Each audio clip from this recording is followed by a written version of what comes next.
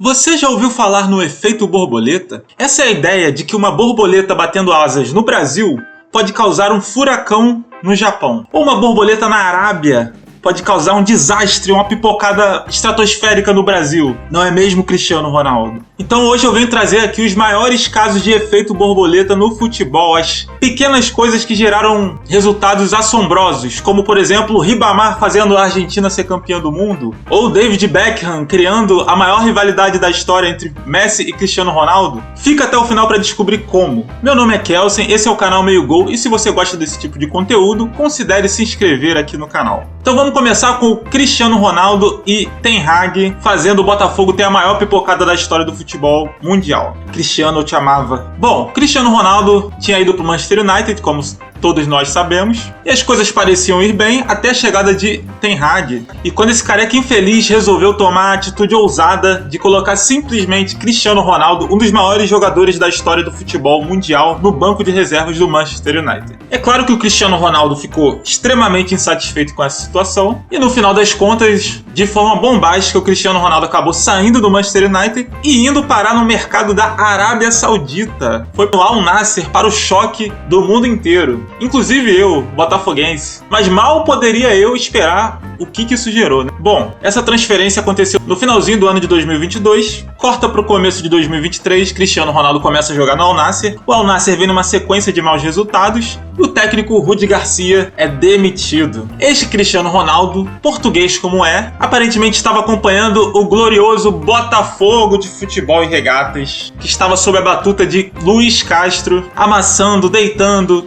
preparando ali para fazer o melhor primeiro turno da história dos pontos corridos do futebol brasileiro. Então o Cristiano Ronaldo, apreciador do fogão como era, e português como era, assim como o Luiz Castro, fez a ligação e com certeza aí influenciou nos bastidores do clube saudita para que Luiz Castro fosse para lá. O Al Nassr fez a proposta, o Botafogo não conseguiu segurar, o Coroa Cabeça Branca não conseguiu segurar também a vontade de treinar um dos maiores jogadores da história do futebol e da história do seu país, e acabou indo para o desafio do Al Nassr, largando o Botafogo em primeiro lugar, isolado. Daí em diante, uma série de eventos, né? Veio o Caçapa, que era auxiliar do Lyon, conseguiu 4 vitórias, beleza, mas foi embora, para a chegada do português Bruno Lage no Botafogo, que começou, aí o bicho começou a pegar. Bruno Lage toma decisões questionáveis, coloca alguns jogadores no banco que ninguém entendeu na época, como o Tiquinho, faz escolhas táticas ruins, dá um piti, um show quando não havia pressão nenhuma no Botafogo ainda,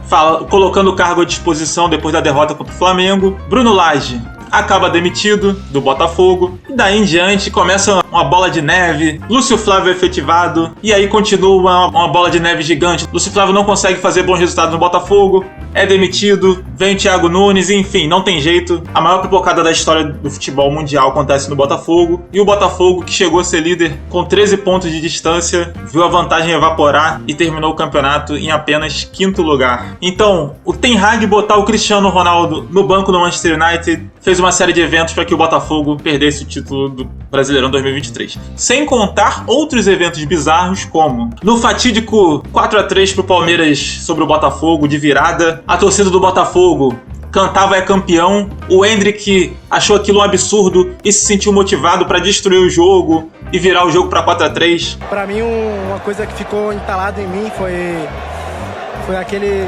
O pessoal a torcida, né? Óbvio que o torcedor é assim, mas quando eles gritaram campeão ali no aquecimento, eu fiquei com, querendo ou não, né?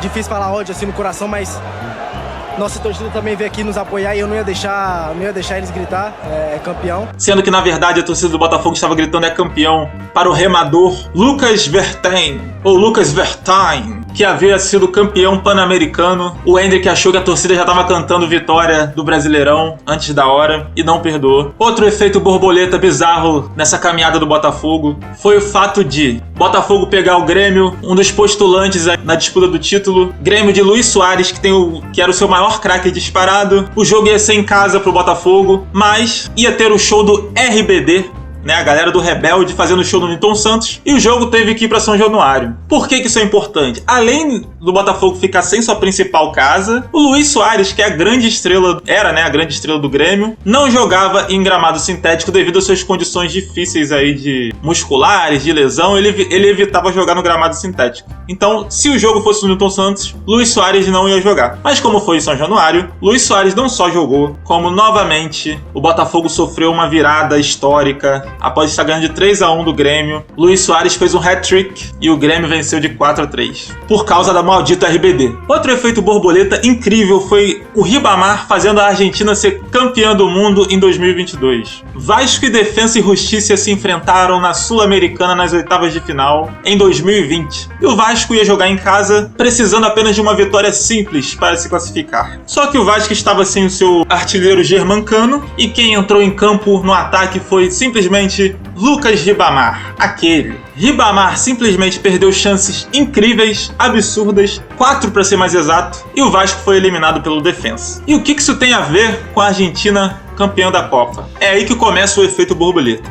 O Defensa foi avançando, quarta de final, semifinal, chegou na final e foi campeão da Sul-Americana. E o Defensa tinha ninguém menos do que Enzo Fernandes, que pertencia ao River Plate, estava emprestado, e a atuação maravilhosa do Enzo no título da Sula pelo Defensa fez o River chamar o Enzo de volta. E daí em diante a carreira dele foi deslanchando, ele foi pro Benfica, do Benfica ele foi pro Chelsea, chegou na seleção argentina, corta para a Copa de 2022, a Argentina sofre contra a Arábia Saudita, perde de forma bizarra contra a Arábia Saudita, uma zebra incrível, e no jogo seguinte, quem entra? Enzo Fernandes entra na Argentina e consegue ajudar a organizar o time que calhou de ser o campeão da Copa do Mundo. Então, se não fossem os gols perdidos por Ribamar, a Argentina poderia não ter sido campeã da Copa do Mundo de 2022. Mais um efeito borboleta. A erupção de um vulcão na Islândia fez Robert Lewandowski assinar com o Borussia Dortmund, e o resto foi história, né? Como que isso aconteceu? Em abril de 2010, Lewandowski jogava pelo modesto Lech Poznan da Polônia, e o técnico do Blackburn estava lá para observá-lo e foi conversar com ele sobre uma possível transferência do atacante, que então tinha apenas 21 anos. Segundo Lewandowski, o técnico do Blackburn viu algo tão especial nele que foi até a Polônia, saiu da Inglaterra, foi para a Polônia só para observar o atacante polonês. E aí convidou o Lewandowski para ir para o Blackburn. Entre aspas para o Lewandowski: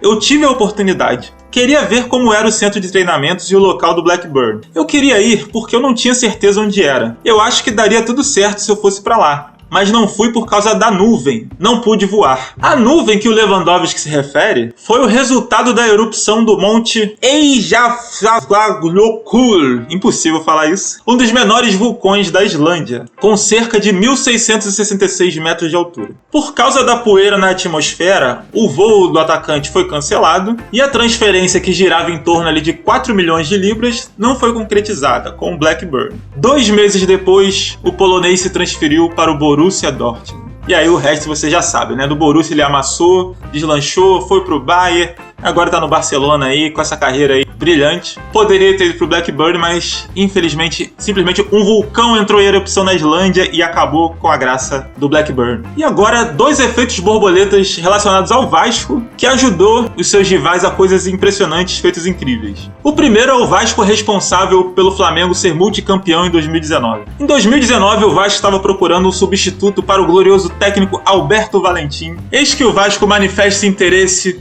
num tal técnico português chamado Jorge Jesus. Esse interesse repercutiu muito na mídia, trouxe o nome do Jorge Jesus aí para os holofotes da mídia brasileira, mas o Jorge Jesus acabou não aceitando a proposta do Vasco. Esse nome do Jorge Jesus na mídia possivelmente fez com que o Flamengo olhasse com melhores olhos para o Jorge Jesus, e o Flamengo acabou fazendo a proposta para o Jorge Jesus, ele acabou aceitando, e aí o resto é história, né? Jorge Jesus ganhou tudo aí com o Flamengo praticamente, teve mais títulos do que derrotas, o que com certeza não agradou muito a torcida vascaína e ninguém do Vasco. O segundo do Vasco aí, sem contar o do Ribamar, né? Já o terceiro do Vasco, na verdade, é o Vasco fazendo o Fluminense ser campeão da América pela primeira vez na sua história. Final de 2019, o Vasco descobre um atacante perdido ali no futebol colombiano, um argentino sem contrato, que jogava no Independiente Medellín, um tal de Germancano. Ele se torna o primeiro reforço do Vasco para 2020, faz um ano excelente, mas mesmo assim o Vasco acabou sendo rebaixado. Já no ano seguinte, 2021, o Vasco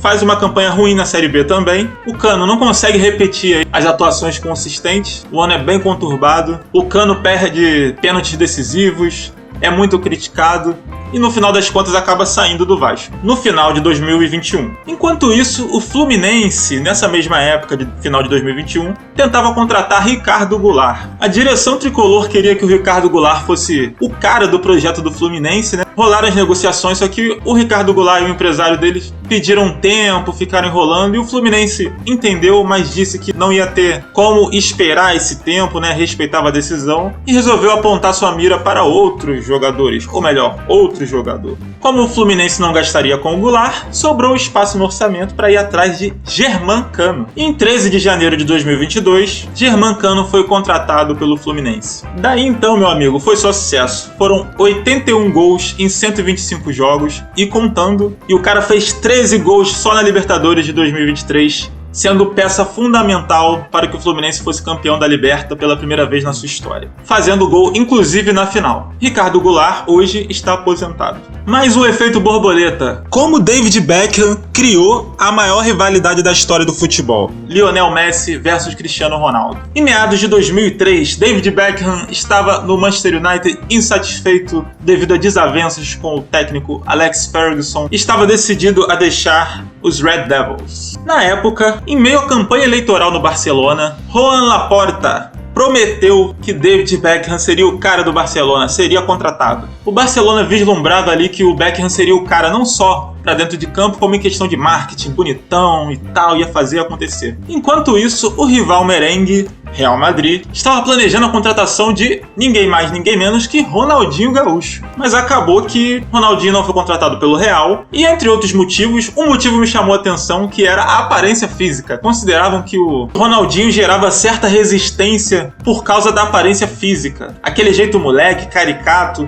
por causa do cabelo e arcada dentária que contrastava com o ar cinematográfico dos Galácticos. Olha, então quer escolher o cara por causa da beleza, né? Então tá tranquilo. Acabou que o Real Madrid ficou com o Beckham. O Barcelona, vendo que não teria o Beckham, percebeu que sobrou o nosso craque da arcada dentária avantajada e foi rápido no gatilho. E teve que ser rápida justamente porque o Manchester United estava a detalhes de fechar com o Ronaldinho, justamente para preencher a lacuna da saída do Beckham. Então o Barcelona foi e pegou o Ronaldinho na frente do Manchester United. O Manchester United ficou sem ninguém ali, precisava preencher essa lacuna de alguma forma, né? Eis que o Sporting de Portugal decide convidar o Manchester United para um amistoso, que seria jogado no dia 6 de agosto de 2003. Chegando lá no amistoso, a tropa do Alex Ferguson se deparou com um jovem franzino português que estava aterrorizando pelo flanco esquerdo, trazendo pesadelos para a marcação do Manchester United. O zagueiro Rio Ferdinand chegou a comentar recentemente em um programa de televisão que o companheiro dele, John O'Shea, chegou ao vestiário precisando de uma máscara de oxigênio. Tamanho o dano que o Cristiano Ronaldo estava fazendo por ali. O jogo terminou 3-1 para o clube português e os atletas do United se reuniram com Alex Ferguson dizendo: cara, vocês têm que contratar esse maluco, esse tal de Cristiano Ronaldo aí vai dar trabalho. Ainda no estádio, Alex Ferguson foi falar com Cristiano Ronaldo e aí em pouco tempo o Manchester United fechou a contratação do português e o resto é história, meus amigos.